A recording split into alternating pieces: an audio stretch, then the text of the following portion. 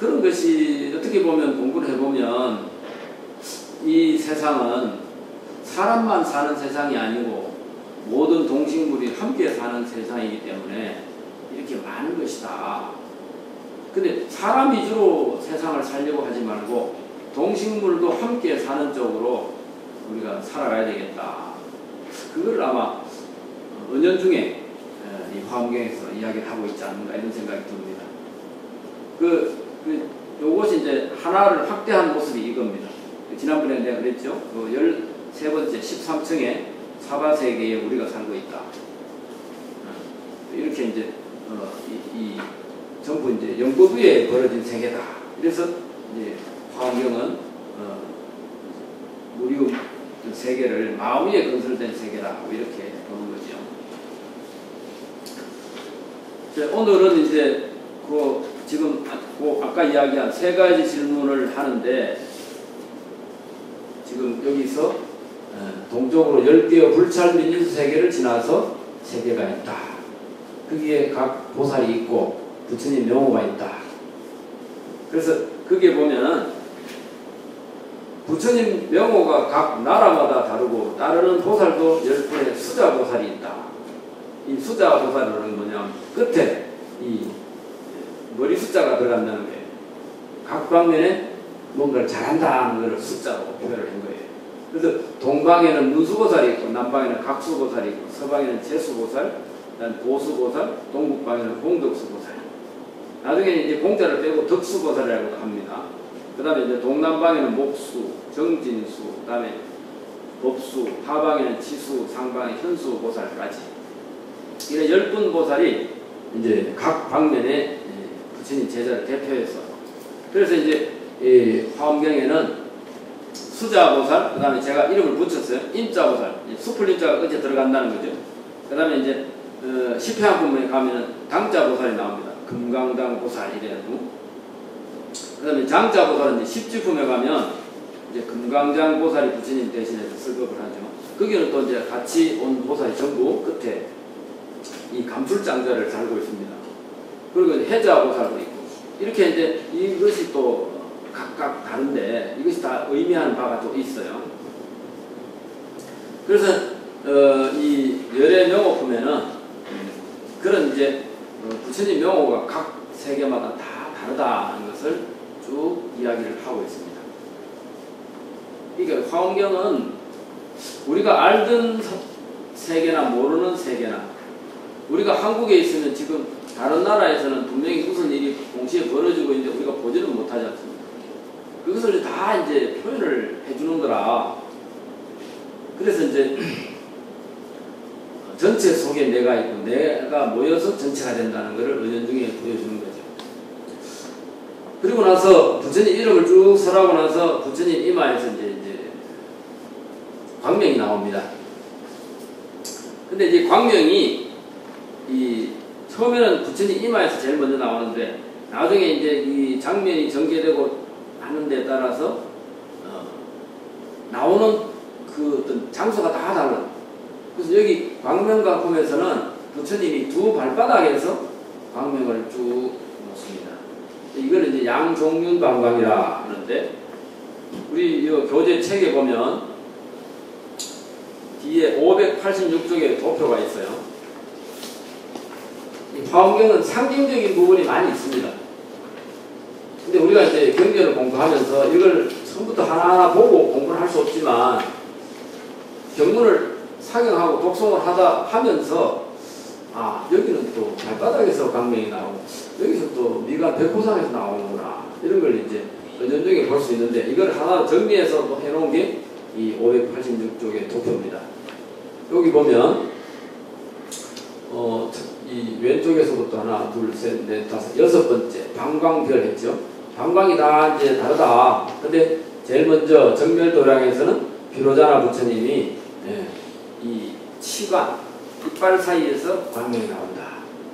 그 다음에 미간에서 광명, 이 두 번 광명을 하는데 이렇게 나오고 지금 이제 고광명대는 이제 우리가 공부하는 이 두 번째 법회 여기서는 양종륜광이라는 양쪽 발바닥에서 족윤하는 윤은 이거는 이제 우리가 지문, 발바닥에도 지문이 있죠. 예. 그걸 이제 윤이라고 합니다. 그래서 그 두 발바닥에서 광명이 나온다. 그 다음에 이제 도리천에서는 어떻게 됩니까? 그 다음에 족지방광이라 이제 발가락에서 나오죠. 예. 발바닥에서, 그 다음에 발가락으로, 그 다음에는 족부광, 이제 발 뒤꿈치, 그 다음에 설륜방광, 이거는 무릎에서 나온다. 그래서 이제 그 점점점 올라가죠. 그래가지고 나중에 제7회 열애 출연품 나오고 하는 7번째 목표에는 입에서 광명이 나옵니다. 미간에서 나오고 입에서 나오는데 여기서 입에서 나오는 게 더 주안점이 있죠. 그 다음에 제일 마지막에 입밖에 보면은 이제 백호광이 나오고 눈썹 위에 이 중간에 여기 미간 백호상에서 이제 광명이 안 나오는 때가 있는데 이때는 언제냐? 제8 이세간품 법회에서는 광명이 따로 나오지 않습니다. 근데 이제 어떤 데 가서는 2번 나오고 하니까 이 전체적으로 뭐라고 하느냐? 화엄 일경을 설하는데 10도 방광이라 10번 방광을 한다. 이렇게 크게는 10번 방광을 하도록 이렇게 구성이 되어 있어요. 자, 이제 다시 돌아가서 이렇게 이제 해놓고 우리가 경을 읽거나 독송을 해보면 아, 그렇게 됐구나 하고 이제 우리가 볼 수가 있겠죠. 그러니까 이렇게 강의하는 거 요즘 뭐 유튜브도 나오고 뭐 설법하는 자리에 가서 직접 보기도 하는데 이거를 이제 하고 이렇게 하면 공부가 더 또 사견이 좀 더 재미가 있고 또 독송하도 아, 이게 어려운 점이 좀 없을 수가 있겠죠. 이 광명가품에 나오는 이제 개송 중에 제가 이제 가려 뽑은 거를 책에다 해놨는데, 40번 개송 한번 볼까요? 중생에게 지혜 없어서 애정가시에 질려 있으니 저들에게 보리를 닦게 하려고 부처님께서 슬퍼하시도다. 정법의 불을 두드리사 시황세계를 깨닫게 하여 다 보리에 나아가게 하시니 자제하신 힘이 능히 이러하도다. 난나 지옥 가운데서 한량 없는 겁을 지내시니 중생 이를 제거하기 위한 정도로 능히 고통을 견디도다. 제일 먼저 읽은 우리 중생들에게 지혜가 없어서 애정에 찔려있다. 지난 시간에 제가 그런 말씀 드렸죠. 강원에 공부시키고 이래 출간이 얼마 안 돼서 참 공부 잘했다 했는데 어느 날 한 10년 지나서 알아보니까 누가 데리고 갔다. 이 애정가시에 찔린 거예요. 그래서 이거는 이제 스님 중에 그 복이 좀 적은 사람이라고 그러죠. 어떤 불자는 절에 와서 기도를 열심히 하길래 그 아들이 좀 중도로살 근기가 되겠다 싶었어. 아들 어디 취직시키려고 애쓰지 말고 스님 만드세요 이러니까 아유 벼락같이 화를 내더라고. 그런 사람도 있어요. 그게 뭐냐, 이 수행하는 복이 얼마나 참 좋은 복인지를 아직 잘 몰라서 그래요. 중생에게 지혜가 없어서 애정가시에 찔려가 있어. 그래서 그게 벗어나지도 못하고 옛날 어른들처럼 오동나무에 찔린 것처럼 꼼짝도 못하고 고생하고 산다 이 말이에요. 그런 그들에게 보리를 닦게 하려고 부처님께서 열반에 들지 않고 설법하신다. 이게 애정에 좌우되는 것은 지혜가 없는 결과다. 그런 말이죠. 정법의 북을 두드리사 시방세계를 다 깨닫게 하며 보리에 나아가게 하는 그것이 바로 부처님의 자자신 능력이다. 또 부처님은 낮낮 지옥 가운데서 수없는 겁을 지내시니 중생들을 제도하기 위한 영으로 부처님은 이 지옥 고통을 다 견디는 분이다. 지옥 중생을 제도하기 위해서 일부러 자청해서 지옥을 간다. 그 다음에 84쪽에 보면 43번 개성이 아주 의미가 깊은데요. 비유컨대 태양의 빛으로 인해 도리어 둥근 해를 보는 것 같이 나 역시 부처님의 지혜 광명으로 부처님의 행하는 길을 봅니다. 끝없는 경계를 다 알고 모든 바다를 다 마시는 것은 신통과 큰 지혜의 힘이시니 이와 같은 도를 인간을 지을지어다. 비유컨대 우리가 이제 잘난 척하고 이래 하지만 우리가 정전돼가지고 불이 안 들어오면, 그죠? 어두운 밤에 전기불이 꺼졌다. 그럼 우리가 아무것도 못 보잖아요. 근데 우리가 우리 능력으로 참 마음대로 사는 것 같지만 우리는 부처님한테 제대로 된 어떤 지혜 광명을 얻지 못하면 하는 짓마다 엉뚱한 짓을 하고 산다. 그러니까 태양의 빛을, 태양이 떠 있을 때 우리가 사물을 바르게 알아보는 것처럼 우리가 부처님의 지혜 광명을 의지하지 않는다면 우리는 제대로 사는 것이 아니다. 그래서 이제 세간적인 지혜가 아무리 뛰어나더라도 불교를 이해를 잘 못하는 경우가 많거든요. 그 다음에 이제 요 44번 개성은 끝없는 경계. 이건 이제 우리 세상살이가 다 짧은 안목으로 보면 다 내 마음대로 될 것 같지만 그게 마음대로 되지 않잖아요. 그게 이제 끝이 없는 경계인데 이것을 제대로 하려면 모든 바닷물을 다 들고 마시는 것과 같다. 그 정도 되려면 신통과 큰 지혜의 힘이 있어야 되는데 이런 법을 잘 지으면 우리는 어떻게 됩니까? 격식 밖의 도리를 알 수가 있고 또 세간적으로 말하면 갑자기 팔자를 고칠 수 있다. 우리가 바닷물을 다 어떻게 들어 마시겠느냐? 그렇지만 바닷물을 다 들어 마시는 것보다는 그것을 다 할 수 있다고 하는 그런 어떤 가능성, 이것을 열어놓고 생각하면 얼마든지 되는 거거든요. 그래서 이제 이것을 이해하면서 제가 이제 생각하는 게 뭐냐 하면 지난번에 한번 소개시킨 적이 있는 이 보희, 문희 간의 매몽설화, 꿈을 팔았다. 이 보희는 김유신 장군의 누이 동생 중에 큰 누이 동생이고 문희는 그 동생이었다. 근데 삼국 통일을 할 때 이 삼국유사에 그 내용이 나 있는데 이 태종 무열왕인 김춘추하고 이 김유신이 서로 이제 결혼 동맹을 하기 위해서 이제 서로 논의가 오가고 있었는데 어느 날 그래서 그런지 이 보희라는 언니가 밤에 꿈을 꿔요. 근데 소변을 봤는데 경주 고을 전체가 소변으로 덮이는 꿈을 꿨다. 그런데 그 다음날 이상한 꿈을 꿨다고 해서 동생 문희한테 내가 어젯밤 이런 꿈을 꿨는데 이거 무슨 꿈이냐, 혹시 뭐 홍수가 날려나? 이러니까 어제 누가 뭐 이상한 소리 하는데 문희가 눈치를 채고 언니 그 내가 그 비단 치마감 한 감 줄 테니까 언니 꿈 나한테 팔면 안 되나, 이렇게 팔아라. 이러니까 그래, 망측스럽게도 내가 야 그 여자가 오줌을 물어가지고 그래 경주 고리 다 덮였는데 네가 사가버리라 그러면 이를 팔았어. 그랬는데 그날 낮에 이제 김유신이 오늘 무열왕 그 김춘추가 내 집에 오는데 오다가 길에서 넘어져가지고 옷이 떨어졌는데 보희 언니가 먼저니까 언니한테 이 방에서 좀 꾸며줄 수 없겠느냐, 바느질 좀 해라. 이러니까 아이고 보희는 좀 보수적이라서 아니 제가 알지도 못하는 남자를 내 방에 어떻게 들이냐, 그리고 이제 못한다. 이러니까 옆에 있다가 문희가 오빠 내가 할게. 그래가지고 어젯밤 꿈까지 샀는데 잘 됐잖아요. 그래서 뭐 이상한 일이 난다. 이상한 일을 두려워하지 않는 거죠.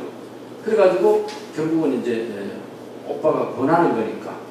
그래서 이제 김춘추하고 인연을 맺어가지고 서로 나중에 이제 홍사가 오가고 이래가지고 나중에 문명왕후가 됩니다. 이 문희가. 그래서 이제 문희가 왕비가 되는 그런 이야기인데 이것도 하나의 어떤 이런 모든 바다를 다 마시는 것 같다는 그런 데서 생각을 해봤습니다. 그래서 우리가 무엇을 이루어갈 때 이 불교의 특징은 격식을 주장하고 계율을 주장하지만 어떨 때는 파격적으로 어떤 걸 수용하는 것, 이런 것이 바로 이 화엄 문화가 아닌가 그런 생각을 해봅니다. 그래서 이제 이런 그 매몽설화라는 것이 나중에 그 뒷장에 보면 이제 고려 태조 왕건이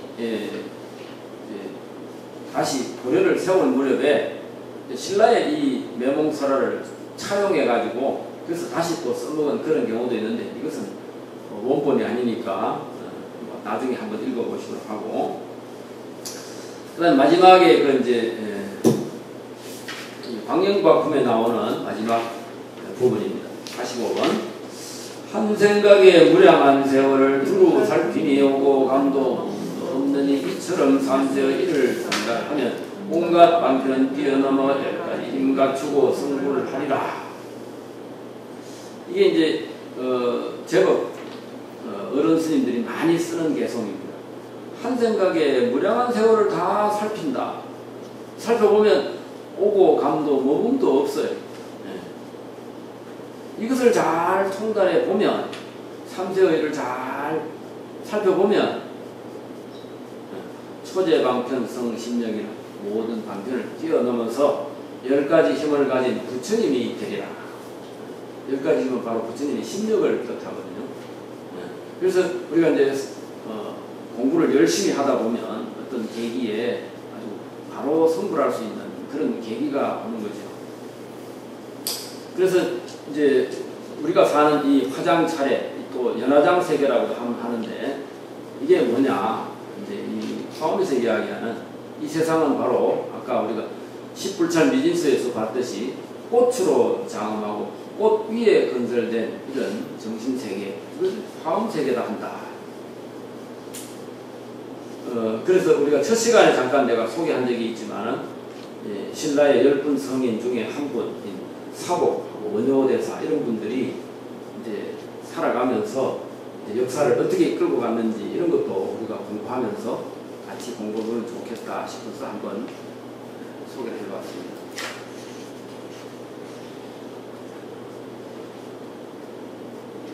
그 요 뒷부분에 보면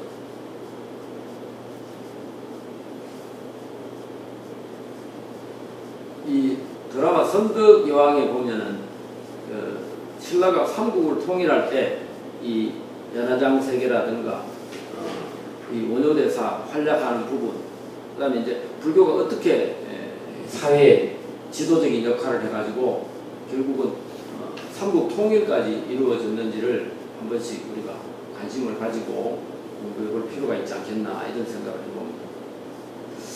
그래서 그 여러분도 보셨는지 모르겠는데 2009년도에 제가 이제 이 선덕여왕 이길 아주 의미 깊게 봤는데 제가 85년도인가 신라의 그 경주에 불국사 선언에 있으면서 경주를 한번 이래 다 덧어볼 기회가 있었는데 그때 보니까 우리 선덕여왕 묘에도 한번 올라가고 이래 하는데 나중에 이제 제가 관심이 있다 보니까 이걸 제대로 보니까 이 선덕여왕 시대에 이제 이 신라가 제일 힘이 약했지만은 이제 원광법사라든가 원효대사라든가 이런 어른들이 전부 신라 10성에 들어가거든요. 신라 10성 한번 볼까요? 신라 시대하고 고려 시대가 특징은 뭡니까? 불교가 그 나라의 국교였습니다. 불교를 당연히 믿어야 되는 거예요. 그렇기 때문에 그때 당시에 이 풍륜사라고 이 신라에서 아주 유명한 절인데 이게 청경림 아주 길지 명당에 채워진 최초의 사찰이에요. 이 풍륜사 금당에 신라를 이끌어간 그런 10분 성인이 있는데 그분을 이제 벽화에다가 이렇게 소상으로 모셨어요. 근데 보면 이제 여기에 아도가 제일 먼저 나오고 박염촉이라고 해서 2차돈 아시죠? 2차돈. 그 다음에 해공과 해숙 이분들은 이제 좀 신비적인 어떤 그런 부분이 있는 분이고 안함 이런 분은 이제 좀 여기도 좀 신성 같은 그런 이분도 이제 스님입니다. 그 다음에 이제 우리가 역사에 드러난 의상대사, 표군대사, 사파는 바로 사복을 가리키고 원효대사, 그 다음에 자장스님 이렇게 10분을 이 홍윤사 금당에 소상으로 이분을 우리가 신라 십성이라 이렇게 합니다. 근데 이제 신라 십성에는 안 들어가지만 여기 이제 화랑의 세소고기를 이야기한 원광과 그 다음에 그 나당 전쟁 때 문두로 비법을 한 적이 있는 명랑법사라든가 중국에 가서 공부한 원측대사 그 다음에 원효대사를 많이 도와준 대한 이런 분들이 그때 당시에 고승이다. 이런 분들이 이제 신라를 가장 힘이 약한 나라에서 통일 신라로 만든 그런 대표적인 그런 분들이고 여기에 또 이제 김유신과 김춘추 이런 분들이 해가지고 했는데 그 바탕을 선덕여왕이 여자의 몸으로서 최초의 여왕이 돼가지고 신라를 잘 이끌었다. 그러니까 이제 그 드라마에 보면은 그랬는데 실제로도 아마 그런 것 같아요. 여기 이제 이 덕만공주하고 그다음에 이 천명공주가 쌍둥이로 태어났는데 이제 아들을 생산하려고 이제 했는데 기도를 열심히 했는데 아들은 안 나타나고 쌍둥이 여아가 둘이가 태어나니까 여기 이제 어출쌍생은 성골남진이라 왕이 두 여인을 그렇게 태어나게 되면 그 다음부터는 성골의 남자가 다 끝나게 된다. 이것은 뭐냐? 이제 결국은 성골이 없으면 진골로 넘어가는 그 마지막 단계이기 때문에 그래 되죠. 그래서 삼국유사에는 이거를 성골 남자, 성골로 남아가 다 했기 때문에 그 다음에는 당연히 여자가 왕이 될 수밖에 없다. 그러므로 여왕이 이 나라에 채워질 수밖에 없다. 그것을 해가지고 그래서 이제 이 김춘추가 최초의 진골로서 왕이 되는 그런 일이 벌어지는데 김춘추하고 김유신이 아니었다면 뭐 우리나라는 당나라의 속국이 됐지 않았겠나 이런 생각이 들어요. 그래서 그 당시에 역사를 잘 이끌어가는데 그 바탕에 이제 불교가 분명히 자리하고 있다는 겁니다. 그래서 우리가 이 공부를 하는 것을 그냥 뭐 이래 신심으로 신앙으로 이렇게 공부를 할 수도 있지만 우리가 이 세상을 살아가면서 좀 더 제가 첫날 이야기한 것처럼 성인의 말씀을 날줄로 삼고 역사를 시줄로 삶아서 그렇게 우리가 이 시대에 어떻게 사는 것이 가장 잘 사는 방법인가 그것을 고민하고 사는 것이 굉장히 중요한 포인트다 그런 생각이 들어집니다. 그러면 조금 쉬었다가 다음에 보살 문명품